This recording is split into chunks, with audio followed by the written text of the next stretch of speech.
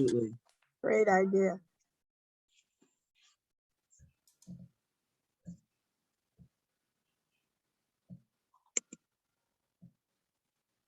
Okay.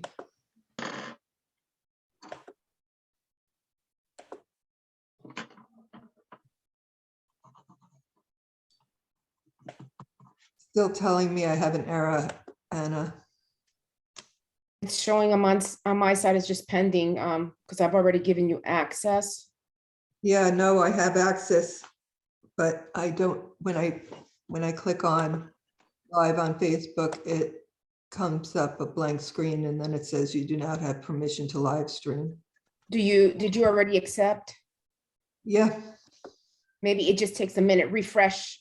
Let me refresh, because it shows you still pending, which means it hasn't. Sometimes it takes a few minutes. You want to okay, make no, me a host briefly and I try? Yeah, let's do that. That's faster. Make me host, Samantha.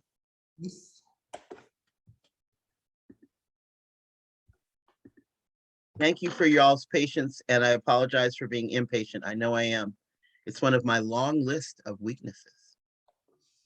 You're so funny. go on, host. Host Yes. live on Facebook. Okay.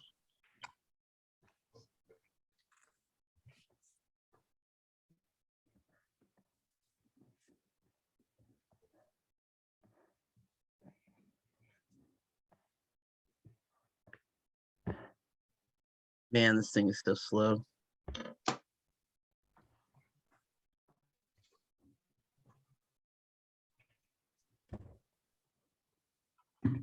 Okay.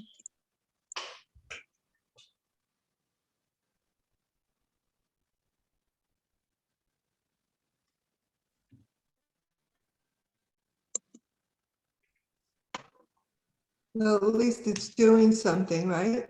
Yes, it Yeah. is doing something. It's going to broadcast meeting on Zoom. Yep. And now I don't understand what it's saying. It should, Share on your timeline, public, go live, but it's Right. not gonna, I have to choose the page, right? right. You have to choose Poor People's Campaign because you're an admin. So It's not you giving should me an be- option yet. It's just saying preparing to live stream the meeting. But I haven't Right. had an option of where to, okay, I'm gonna trust that it's gonna work because you say so. And I have faith. Okay, I'm gonna try to find it. No, it's not yet, because saying it's not there the yet. meeting. It says meeting is now streaming live on Facebook. That's lovely, but I don't see anything and I don't know where we are. So until I'm sure, I'm not leaving this blank page I'm looking at. I know 3 people are waiting in the waiting room. Now 4. It says streaming in just a minute on Facebook page. Cool. Okay, but what Facebook page? So I think you have to. It's It didn't tell me where to on the put it, North y'all. Carolina Poor People. It is? It is. God loves I don't us. know. All right. So now we're groovy. We're started. I'm going to admit all the people. I'm spotlighting Miss Anna because she starts. Okay, then.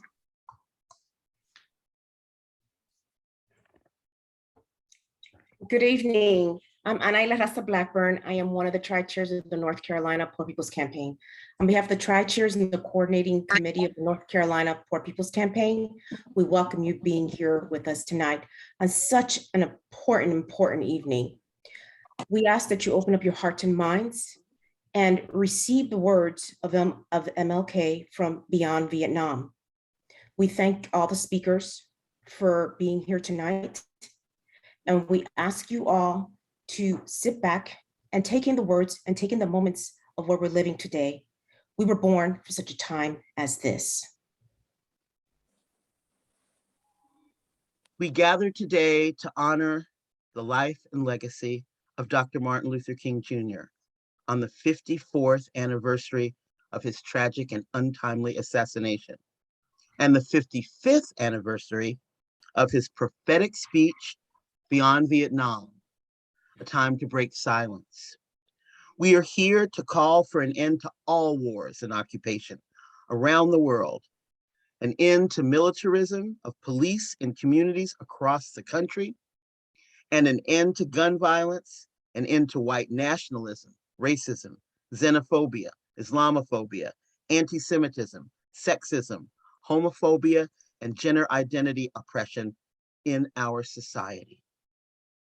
We are here to call instead for the redirection of resources from the industries of violence to providing for the well-being of all people everywhere and the preservation of our endangered environment. As Bishop William J. Barber II and Reverend Dr. Liz Theo Harris, co-chairs of the Poor People's Campaign, A National Call for Moral Revival, warned in their February 25th statement.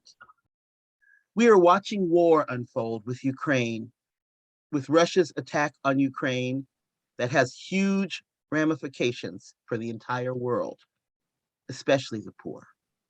As always is the case with war and violence, poor and low-income people lose the most.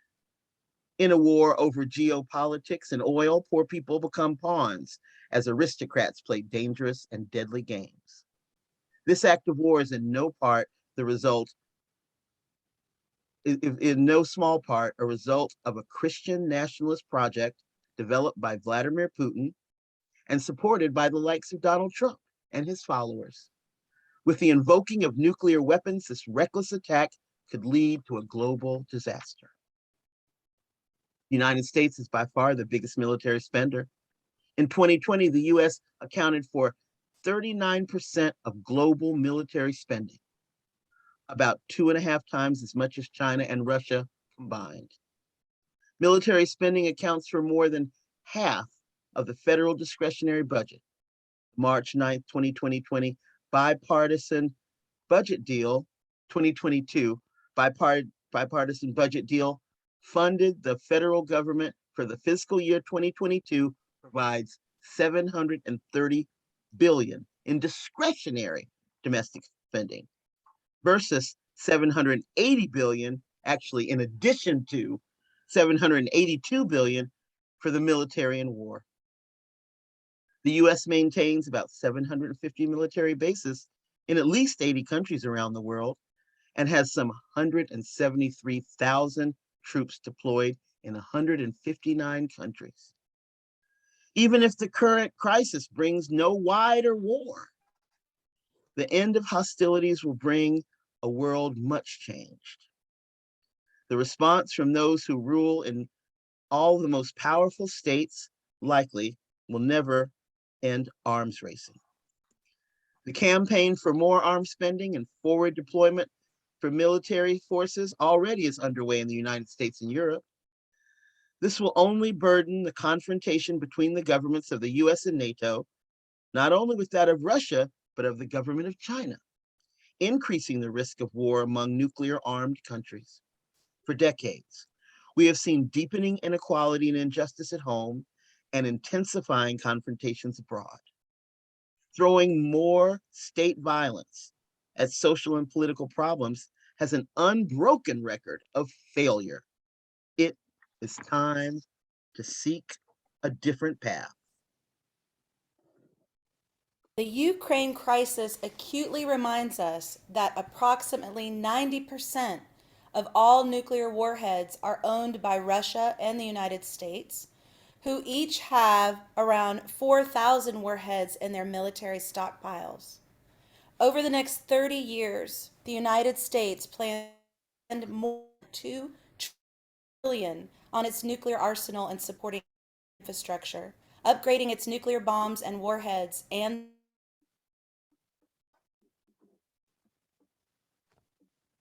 before the pandemic, 140 million Americans were living in poverty or one emergency away from economic ruin. That's 43% of the nation and 52% of its children. How can this be acceptable in the richest country in history?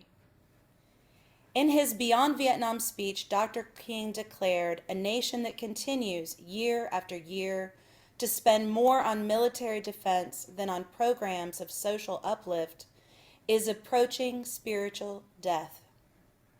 When Dr. King gave this speech, the United States was embroiled in the Vietnam War. The country was in turmoil as peace activists resisted the draft, and anti-war and civil rights protesters took to the streets.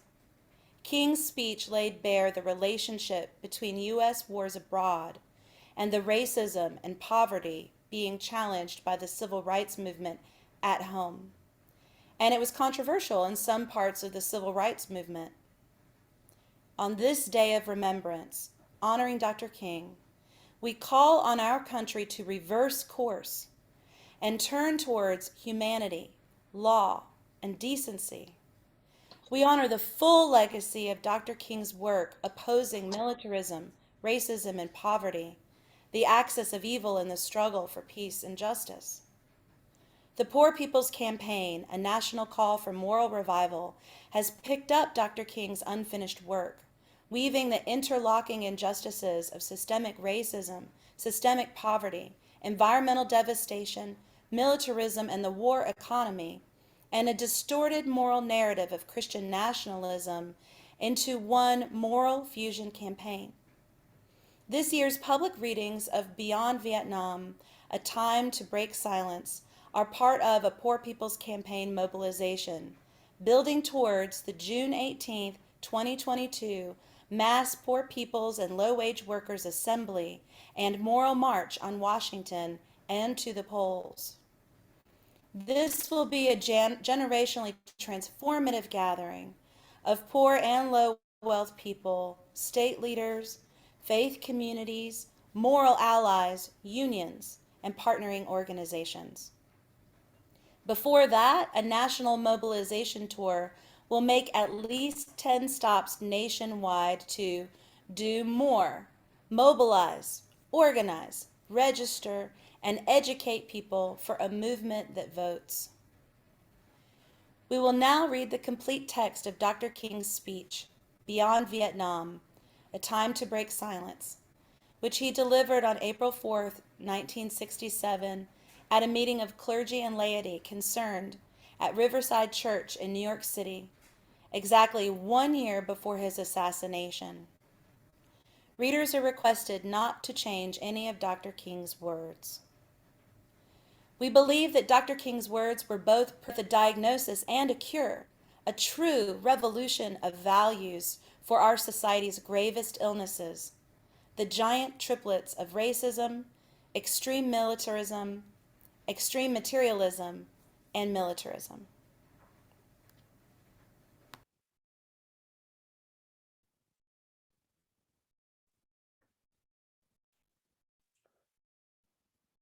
I come to this magnificent house of worship tonight because my conscience leaves me no other choice. I join with you in this meeting because I am in deepest agreement with the aims and the work of the organization which has brought us together. Clergymen and laymen concerned about Vietnam. The recent statement of your executive committee are the sentiments of my own heart, and I found myself in full accord when I read its opening lines. A time comes when silence is betrayal. That time has come for us in relation to Vietnam. The truth of these words is beyond doubt, but the mission to which they call us is a most difficult one.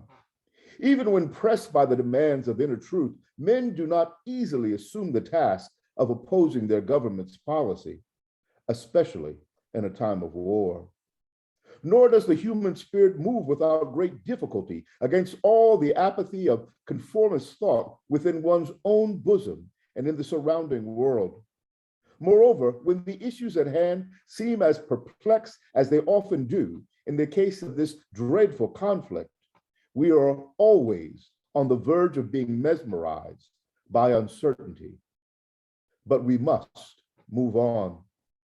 Some of us who have already begun to break the silence of the night we found that the calling to speak is often a vocation of agony. But we must speak. We must speak with all humility that is appropriate to our limited vision. But we must speak. And we must rejoice as well, for surely this is the first time in our nation's history that a significant number of its religious leaders have chosen to move beyond the prophesying of smooth patriotism to the high grounds of a firm dissent based upon the mandates of conscience and the reading of history. Perhaps a new spirit is arising among us. If it is, let us trace its movement well and pray that our own inner being may be sensitive to its guidance, for we are deeply in need of a new way beyond the darkness that seems so close around us. Over the past 2 years, as I have moved to break the betrayal of my own silences and to speak for the burnings of departures from the destruction of Vietnam, many persons have questioned me about the wisdom of my path. At the heart of their concerns, this query has often loomed large and loud. Why are you speaking about war, Dr. King? Why are you joining the voices of dissent? Peace and civil rights don't mix, they say. Aren't you hurting the cause of your people, they ask? And when I hear them, though I often understand the source of their concern, I am nevertheless greatly saddened, for such questions mean that the inquirers have not really known me, my commitment, or my calling. Indeed, their questions suggest that they do not know the world in which they live. In the light of such tragic misunderstandings, I deem it of signal importance to try to state clearly, and I trust concisely, why I believe that the path from Dexter Avenue Baptist Church, the church in Montgomery, Alabama, where I became my pastorate, leads clearly to this sanctuary tonight. I come to this platform tonight to make a passionate plea to my beloved nation. This speech is not addressed to Hanoi or to the National Liberation Front. It is not addressed to China or to Russia. Nor is it an attempt to overlook the ambiguity of the total situation and the need for a collective solution to the tragedy of Vietnam. Neither is it an attempt to make North Vietnam or the National Liberation Front paragons of virtue, nor to overlook the role they can play in a successful resolution of the problem. While they both may have justifiable reason to be suspicious of the good faith of the United States, life and history give eloquent testimony to the fact that conflicts are never resolved without trustful give and take on both sides. Tonight, however, I wish not to speak with Hanoi and the NLF, but rather to my fellow Americans who, with me, bear the greatest responsibility in ending a conflict that has exacted a heavy price on both continents. Since I am a preacher by trade, I suppose it is not surprising that I have 7 major reasons for bringing Vietnam into the field of my moral vision. There is at the outset a very obvious and almost facile connection between the war in Vietnam and the struggle that I and others have been waging in America. A few years ago, there was a shining moment in that struggle. It seemed as if there was a real promise of hope for the poor, both Black and white, though through the poverty program. There were experiments, hopes, new beginnings. Then came the buildup in Vietnam, and I watched the program broken and eviscerated as if it were some idle political plaything of a society gone mad on war.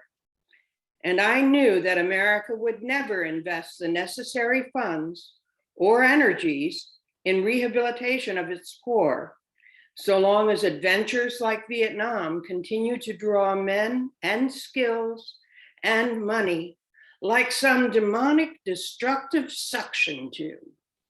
So I was increasingly compelled to see the war as an enemy of the poor and to attack it as such. Perhaps the most tragic recognition of reality took place when it became clear to me that the war was doing far more than devastating the hopes of the poor at home. It was sending their sons and their brothers and their husbands to fight and to die in extraordinarily high proportions relative to the rest of the population. We were taking the Black young men who had been crippled by our society and sending them 8,000 miles away to guarantee liberties in Southeast Asia, which they had not found in Southwest Georgia and East Harlem. So we have repeatedly faced the cruel irony of watching Negro and white boys on TV screens as they kill and die together for a nation that has been unable to seat them together in the same schools. So we watched them in brutal solidarity, burning the huts of a poor village. But we realized that they would never live on the same block in Detroit. I could not be silent in the face of such a cruel manipulation of the poor. My third reason moves to an even deeper level of awareness, for it grows out of my experience in the ghettos of the North over the last 3 years, especially the last 3 summers. As I have walked among the desperate, rejected, and angry young men, I have told them that Molotov cocktails and rifles would not solve their problems. I have tried to offer them my deepest compassion while maintaining my conviction that social change comes most meaningfully through non-violent action. But they asked, and rightly so, what about Vietnam? They asked if our own nation wasn't using massive doses of violence to solve its problems, to bring about the changes that it wanted. Their questions hit home, and I knew that I could never again raise my voice against the violence of the oppressed in the ghettos without having first spoken clearly. The greatest purveyor of violence in the world today, my own government. For the sake of those boys, for the sake of this government, for the sake of hundreds of thousands trembling under our violence, I cannot be silent. For those who ask the question, aren't you a civil rights leader, and thereby mean to exclude me from the movement for peace, I have this further answer.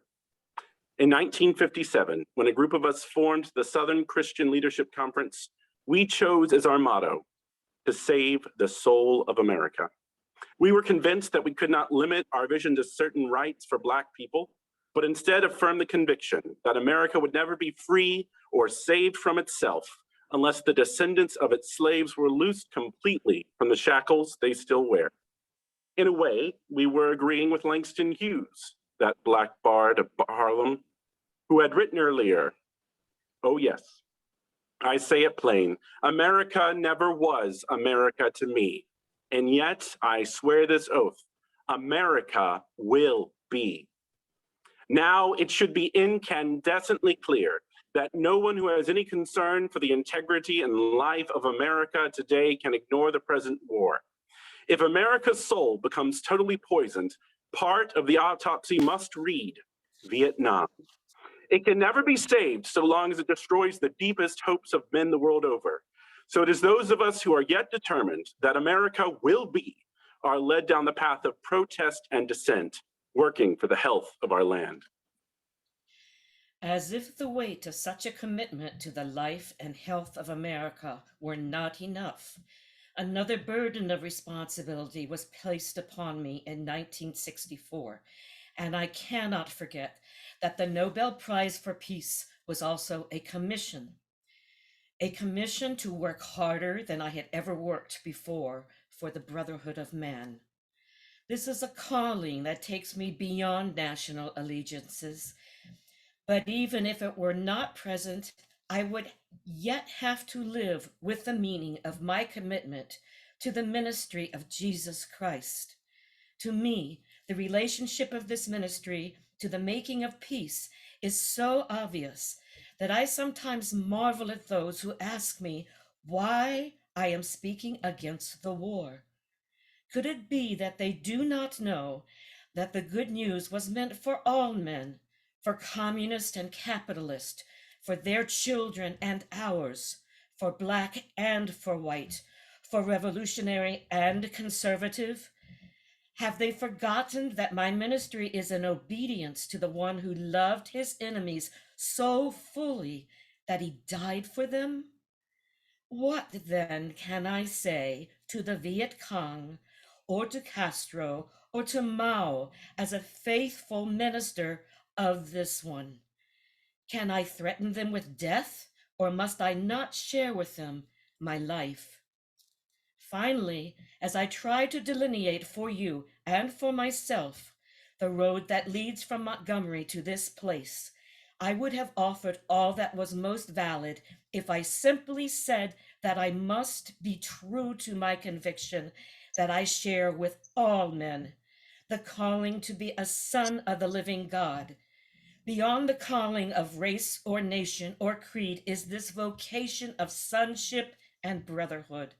And because I believe that the Father is deeply concerned, especially for his suffering and helpless and outcast children, I come tonight to speak for them. This I believe to be the privilege and the burden of all of us who deem ourselves bound by allegiances and loyalties which are broader and deeper than nationalism, and which go beyond our nation's self-defined goals and positions. We are called to speak for the weak, for the voiceless, for victims of our nation, and for those it calls enemy. For no document from human hands can make these humans any less our brothers. As I ponder the madness of Vietnam and search within myself for ways to understand and respond to compassion, my mind goes constantly to the people of that peninsula. I speak now not of the soldiers of each side and not of the Hantu in Saigon, but simply of the people who have been living under the curse of war for almost 3 continuous decades now.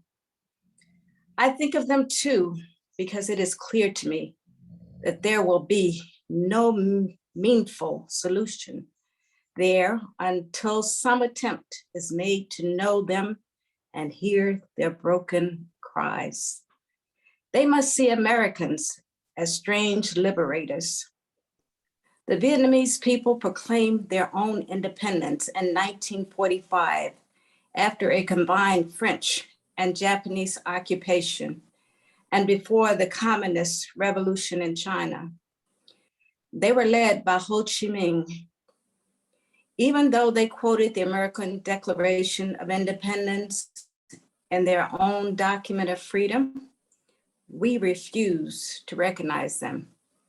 Instead, we decided to support France in its reconquest of her former colony. Our government felt then that the Vietnamese people were not ready for independence. And we again fell victim to the deadly Western arrogance that has poisoned the international atmosphere for so long. With that tragic decision, we rejected a revolutionary government seeking self-determination and a government that had been established not by China, for whom the Vietnamese have no great love, but by clearly indigenous forces that included some communists. For the peasants, this new government meant real land reform, one of the most important needs in their lives. For 9 years following 1945, we denied the people of Vietnam the right of independence.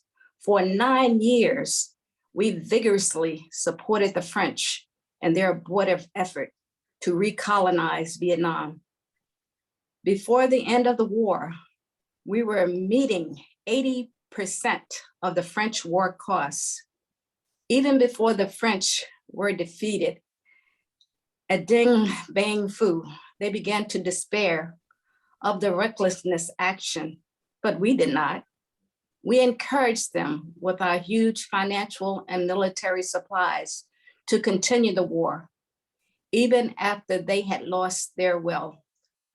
Soon, we would be paying almost the full cost of this tragic attempt at recolonization. After the French were defeated, it looked as if independence and land reform would come again through the Geneva Convention, Geneva agreements. But instead, there came the United States, determined that Ho should not unify the temporarily divided nation, and the peasants watched again as we supported one of the most vicious modern dictators, our chosen man, Premier Diem. The peasants watched and cringed as Diem ruthlessly routed out all opposition, supported their extortionist landlords, and refused even to discuss reunification with the North. The peasants watched as all this was presided over by US influence, and then by increasing numbers of US troops who came to help quell the insurgency that Diem's methods had aroused. When Diem was overthrown, they may have been happy, but the long line of military dictatorships seemed to offer no real change, especially in terms of their need for land and peace. The only change came from America as we increased our troop commitments in support of governments which were singularly corrupt, inept, and without popular support. All the while, the people read our leaflets and received regular promises of peace and democracy and land reform. Now they languish under our bombs and consider us, not their fellow Vietnamese, the real enemy. They move sadly and apathetically as we herd them off the land of their fathers into concentration camps where minimal social needs are rarely met. They know they must move or be destroyed by our bombs, so they go, primarily women and children and the aged. They watch as we poison their water, as we kill 1 million acres of their crops. They must weep as the bulldozers roar through their areas, preparing to destroy the precious trees. They wander into the hospitals with at least 20 casualties from the American firepower for one Viet Cong inflicted injury. So far, we may have killed 1 million of them, mostly children. They wander into the towns and see thousands of the children, homeless, without clothes, running in packs on the streets like animals. They see the children degraded by our soldiers as they beg for food. They see the children selling their sisters to our soldiers, soliciting for their mothers. What do the peasants think as we ally ourselves with the landlords and as we refuse to put any action into our many words concerning land reform? What do they think as we test our latest weapons on them, just as the Germans tested out new medicine and new tortures in the concentration camps of Europe? Where are the roots of the independent Vietnam we claim to be building? Is it among these voiceless ones? We have destroyed their two most cherished institutions, the family and the village. We have destroyed their land and their crops. We have cooperated in the crushing of the nation's only non-communist revolutionary political force, the Unified Buddhist Church. We have supported the enemies of the peasants of Saigon. We have corrupted their women and children and killed their men. What liberators! Now there is little left to build on save bitterness. Soon the only solid physical foundations remaining will be found at our military bases and in the concrete of the concentration camps we call fortified hamlets. The peasants may well wonder if we plan to build our new Vietnam on such grounds as these.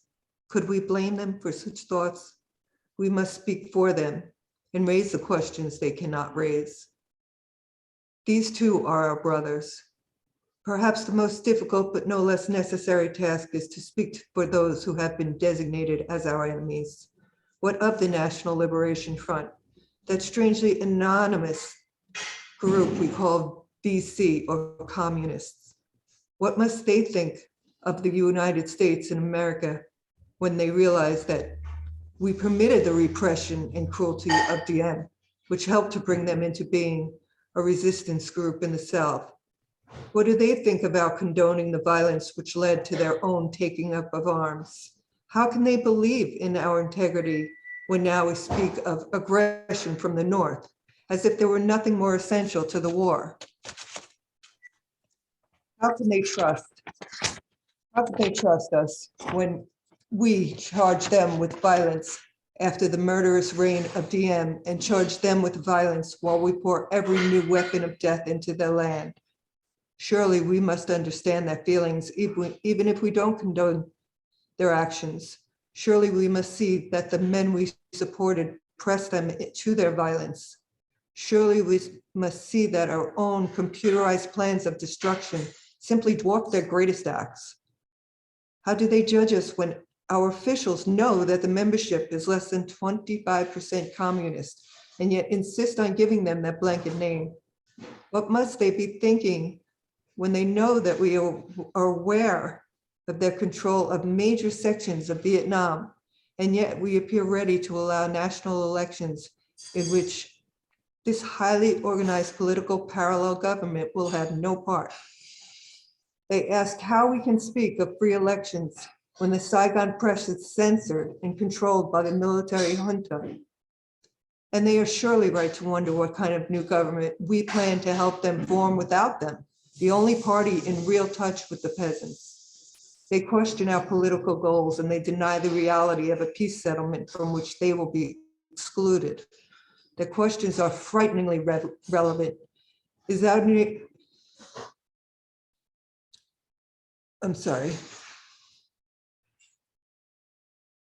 Is our nation planning to build on political myth again and then shore it up with the power of new violence? Here is the true meaning and value of compassion and nonviolence when it helps us to see the enemy's point of view, to hear his questions, to know his assessment of ourselves. For from this view, we may indeed see the basic weaknesses of our own condition. And if we are mature, we may learn and grow and profit from the wisdom of the brothers who are called the opposition. So too with Hanoi in the north, where our bombs now pummel the land and our mines endanger the waterways. We are met by deep but understandable mistrust.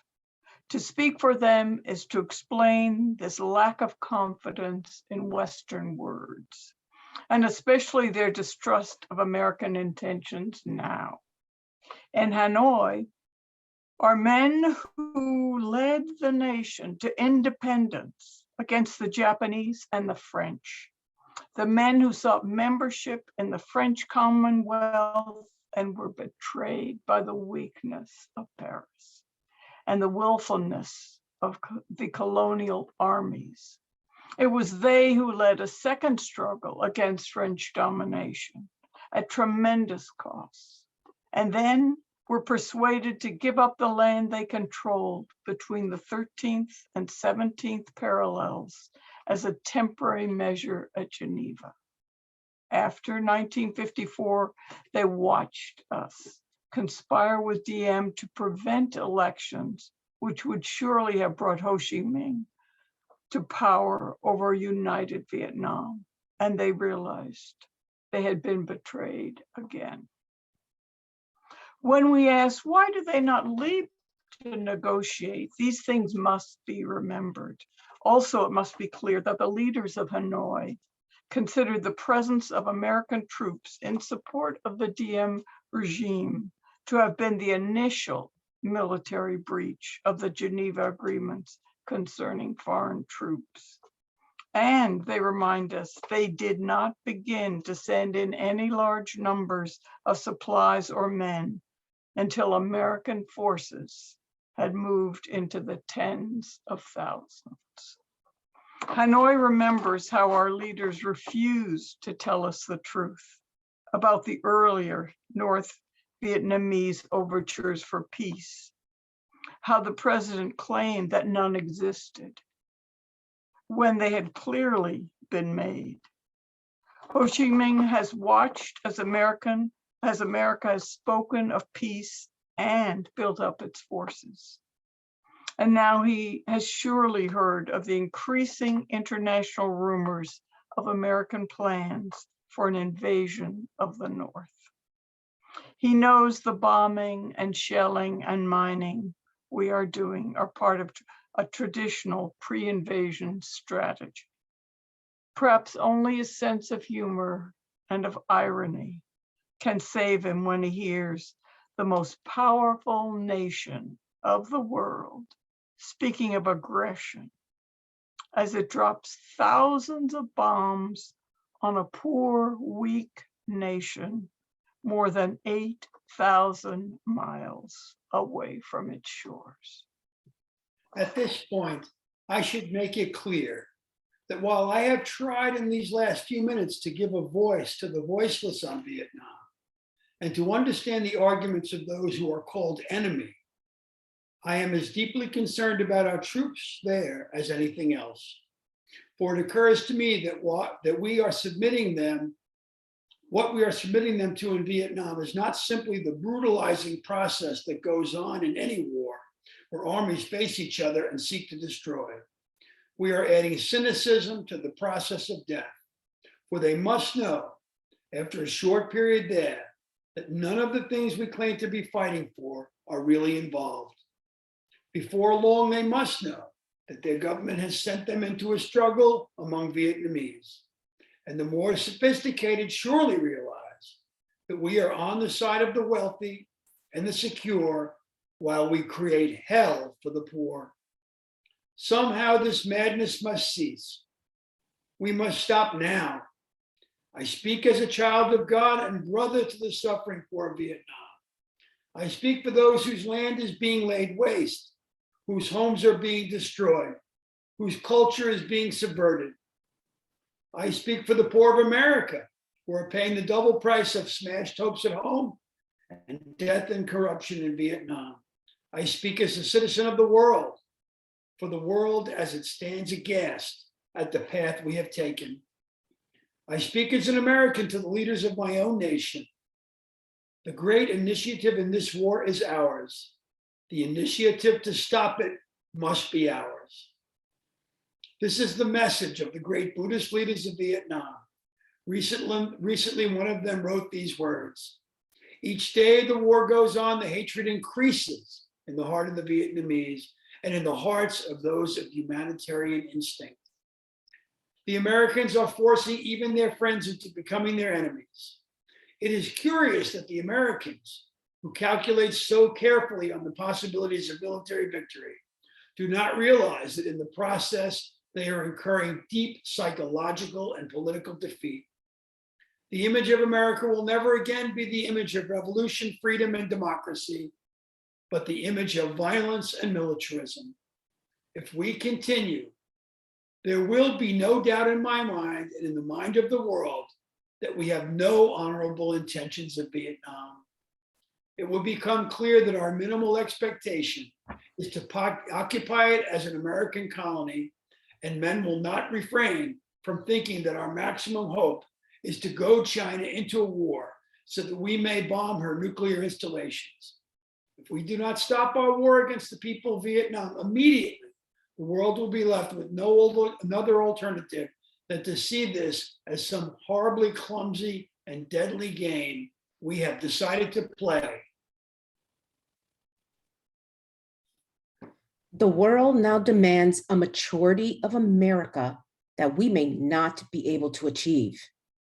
It demands that we admit that we have been wrong from the beginning of our adventure in Vietnam, that we have been detrimental in the life of the Vietnamese people, the situation is one in which we must be ready to turn sharply from our present ways. In order to atone for our sins and errors in Vietnam, we should take the initiative in bringing a halt to this tragic war. I would like to suggest 5 concrete things that our government should do immediately to begin the long and difficult process of extracting ourselves from this nightmarish conflict. First, end all bombing in North and South Vietnam.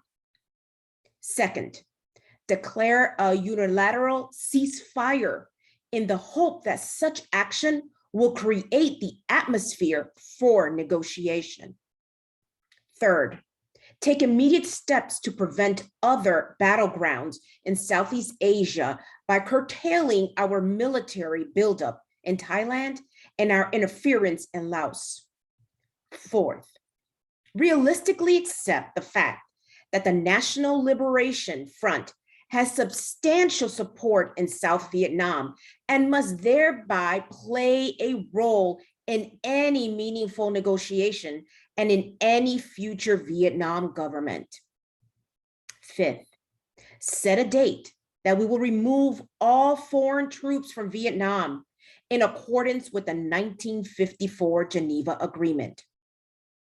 Part of our ongoing commitment might well express itself in an effort to grant asylum to any Vietnamese who fears for his life under a new regime, which includes the Liberation Front. Then we must make what reparations we can for the damage we have done.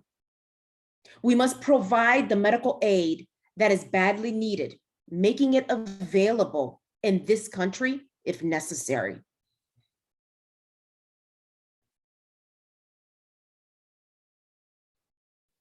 Unmute, Rachel.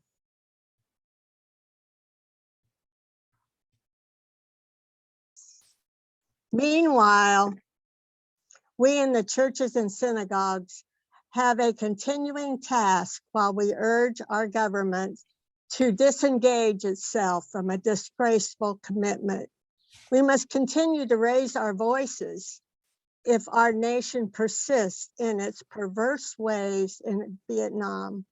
We must be prepared to match actions with words by seeking out every creative means of protest possible. As we counsel young men concerning military service, we must clarify for them our nation's role in Vietnam and challenge them with the alternative of conscientious objection. I am pleased to say that this is the path now being chosen by more than 70 students at my own alma mater, Morehouse College. And I recommend it to all who find the American course in Vietnam a dishonorable and unjust one. Moreover, I would encourage all ministers of draft age to give up their ministerial exemptions and seek status as conscientious objectors. These are the times for real choices and not false ones. We are at the moment when our lives must be placed on the line if our nation is to survive its own folly. Every man of humane convictions must decide on the protest that best suits his convictions, but we must all protest. There is something seductively tempting about stopping there and sending us all off on what is some circles has become a popular crusade against the war in Vietnam. I say we must enter the struggle, but I wish to go on now to say something even more disturbing.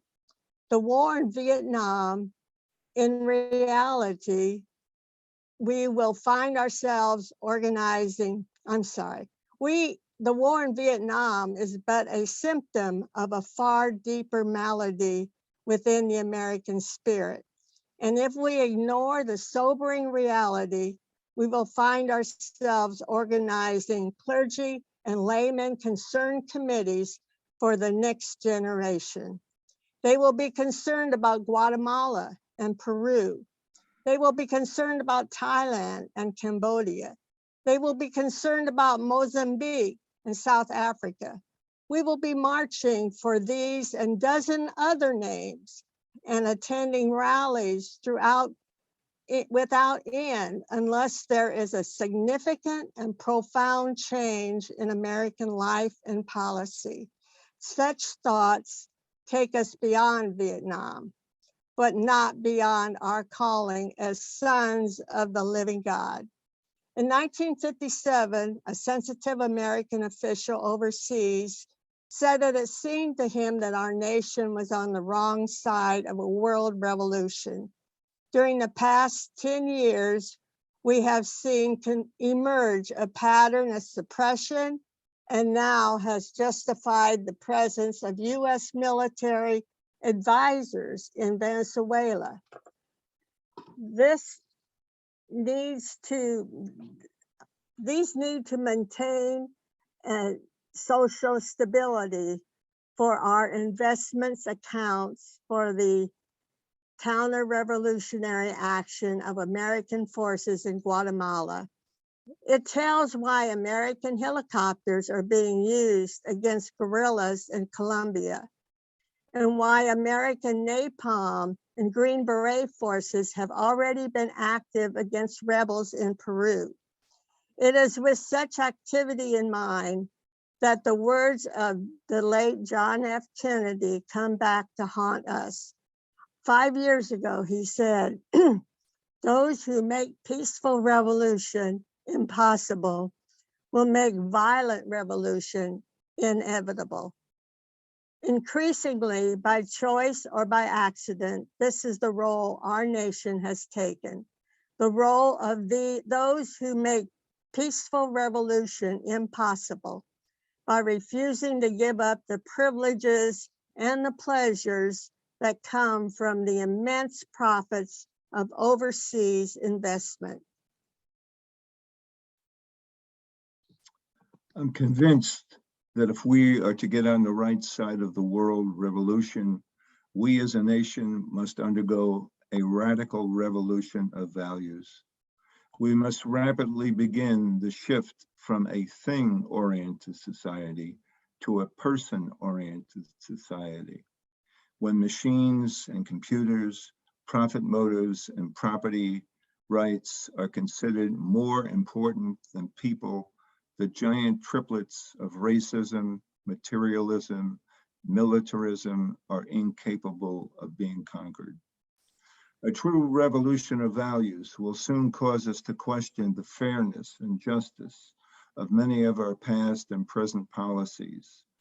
On the one hand, we are called to play the Good Samaritan on life's roadside, but that will be only an initial act. One day, we must come to see that the whole Jericho road must be transformed so that men and women will not be constantly beaten and robbed as they make their journey on life's highway.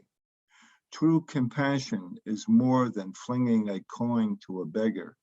It's not haphazard and superficial.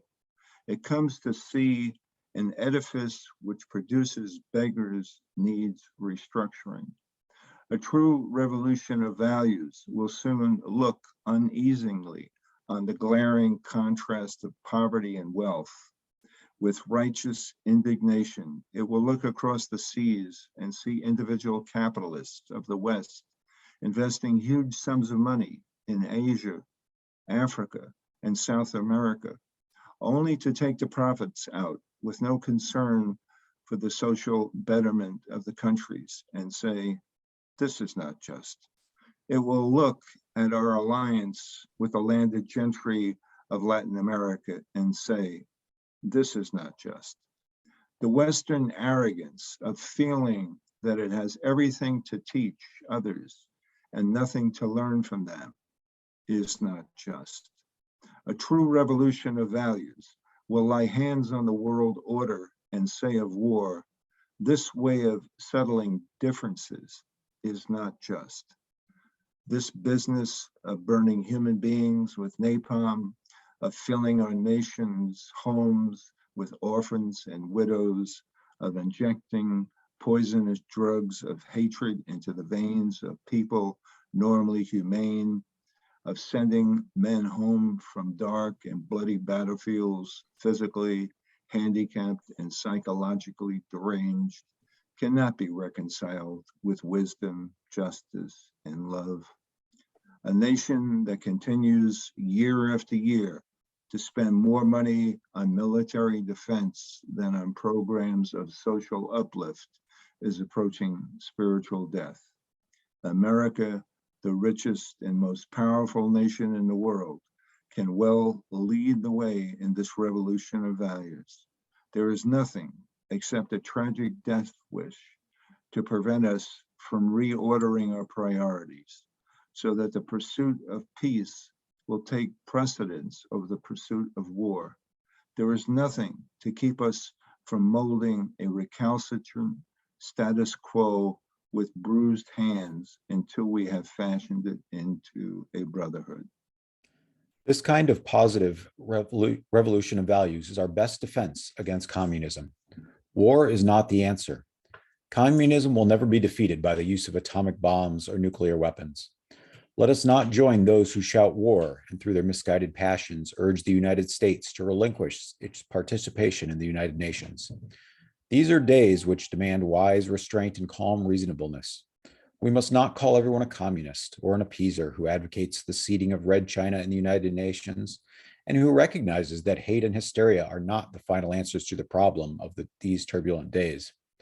We must not engage in a negative anti-communism, but rather in a positive thrust for democracy, realizing that our greatest defense against communism is to take offensive action in behalf of justice.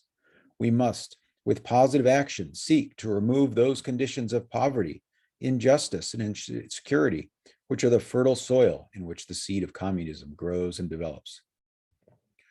These are revolutionary times.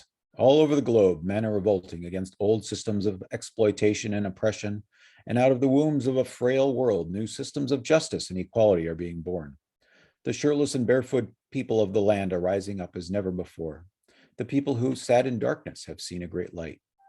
We in the West must support these revolutions. It is a sad fact that because of comfort, complacency, a morbid fear of communism, and our proneness to adjust to injustice, the Western nations that initiated so much of the revolutionary spirit of the modern world have now become the arch anti-revolutionaries. This has driven many to feel that only Marxism has the revolutionary spirit. Therefore, communism is a judgment against our failure to make democracy real and follow through on the revolutions we initiated. Our only hope today lies in our ability to recapture the revolutionary spirit and to go out into a sometimes hostile world, declaring eternal hostility to poverty, racism, and militarism. With this powerful commitment, we shall boldly challenge the status quo and unjust mores, and thereby speed the day when every valley shall be exalted, and every mountain and hill shall be made low, and the crooked shall be made straight, and the rough places plain. A genuine revolution of values means, in the final analysis, that our loyalties must become ecumenical rather than sectional. Every nation must now develop an overriding loyalty to mankind as a whole in order to preserve the best in their individual societies. This call for a worldwide fellowship that lifts neighborly concern beyond one's tribe, race, class, and nation is in reality a call for an all-embracing and unconditional love for all men. This oft misunderstood and misinterpreted concept, so readily dismissed by the Nietzsches of the world as a weak and cowardly force, has now become an absolute necessity for the survival of man. When I speak of love, I am not speaking of some sentimental and weak response. I am speaking of that force which all of the great religions have seen as the supreme unifying principle of life. Love is somehow the key that unlocks the door which leads to ultimate reality. This Hindu, Muslim, Christian, Jewish, Buddhist belief about ultimate reality is beautifully summed up in the first epistle of St. John. Let us love one another, For love is God, and everyone that loveth is born of God and knoweth God. He that loveth not knoweth not God, for God is love. If we love one another, God dwelleth in us, and his love is perfected in us. Let us hope that this spirit will become the order of the day. We can no longer afford to worship the God of hate or bow before the altar of retaliation. The oceans of history are made turbulent by the ever-rising tides of hate. History is cluttered with the wreckage of nations and individuals that pursued this self-defeating path of hate. As Arnold Toynbee says, love is the ultimate force that makes for the saving choice of life and good against the damning choice of death and evil. Therefore, the first hope in our inventory must be the hope that love is going to have the last word. We are now faced with the fact that tomorrow is today. We are confronted with the fierce urgency of now. In this unfolding conundrum of life and history, there is such a thing as being too late. Procrastination is still the thief of time. Life often leaves us standing bare, naked, and dejected with a lost opportunity. The tide in the affairs of men does not remain at the flood, it ebbs. We may cry out desperately for time to pause in her passage, but time is deaf to every plea and rushes on. Over the beach bones and jumbled residue of numerous civilizations are written the pathetic words, too late. There is an invisible book of life that faithfully records our vigilance or our neglect. The moving finger writes, and having writ, moves on. We still have a choice today: non-violent coexistence or violent co-annihilation. We must move past indecision to action. We must find new ways to speak for peace in Vietnam and justice throughout the developing world, a world that borders on our doors. If we do not act, we shall surely be dragged down the long, dark, and shameful corridors of time reserved for those who possess power without compassion, might without morality, and strength without sight. Now let us begin.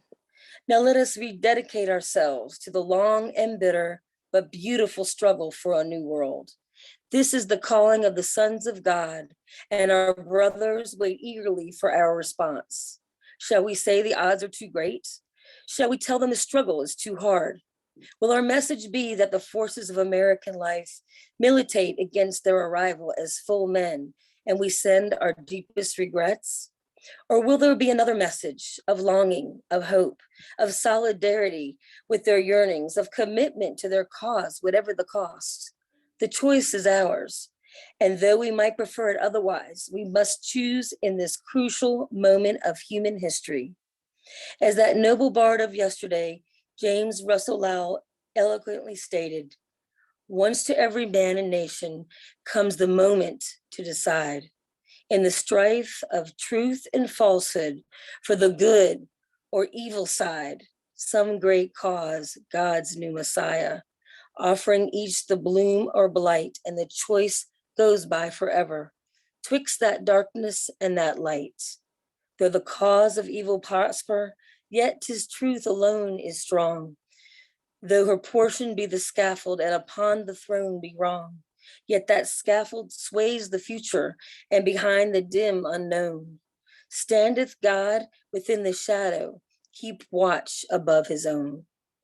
And if we will only make the right choice, we'll be able to transform this pending cosmic elegy into a creative psalm of peace.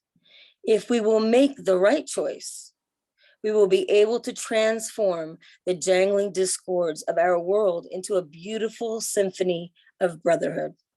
If we will but make the right choice, we will be able to speed up the day all over America and all over the world, when justice will roll down like waters and righteousness like a mighty stream.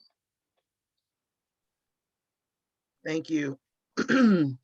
Thanks to all our readers. Thanks to y'all who joined us on Facebook. We're going to leave you with a message. Clearly, we on this call and doing the reading have been inspired by these words, and hope that you can join us next year when we will hopefully be repeating this adventure. And it is the greatest recognition of Dr. King on the day of his anniversary and a way to lift him up so that we're celebrating and not necessarily just grieving. So thank you so much. I, however, here we go. Oops, I'm sorry. Try again. Here we go. This is better. Okay.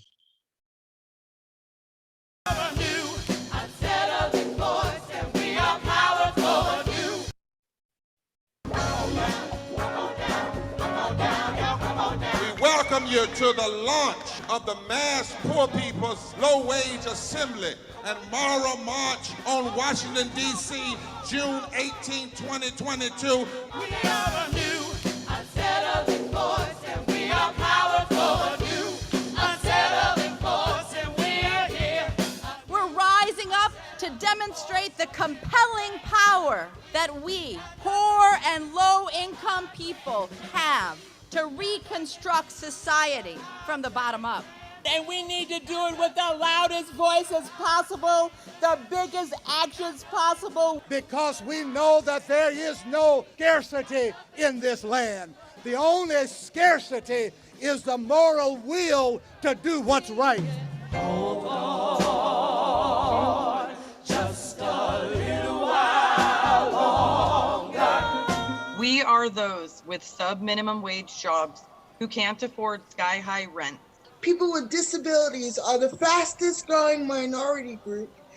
It's crazy to me that in 2021, it's still legal for workplaces to pay a sub-minimum wage to people with disabilities. There are still so much trial and tribulations that we go through as Indigenous people. We can't get a decent wage to sustain ourselves, nor can we get adequate housing.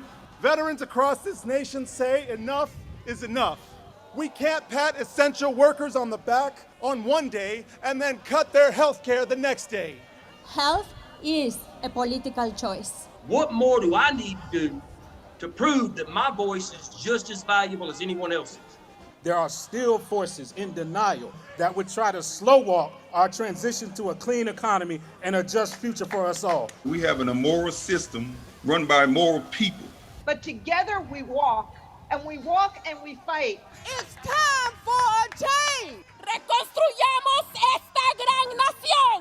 See, we are people of resilience as we fight these interlocking injustices together. When we work together, mobilize together, and rise together, we become a voice for the voiceless, and we become an agent of change in a time where great change is needed. We need the third Reconstruction to ensure that deaf people, people with disabilities, and all people can have the right to live and to thrive. Together, we can change the world until the poor are lifted, the workers are paid, the sick are healed, the vote is not suppressed, police killing is stopped, land and water is not poisoned, war is not pushed, promoted and promulgated, humanity is respected, children are protected, civil rights, labor rights, human rights are never neglected until these things are actualized. We've got work to do, and if we do it together, if the rejected work together, generations yet unborn will rise up and remember us for the work we did, and together we will change the nation. I know justice is coming soon. Hey, do you believe that of today? Good night.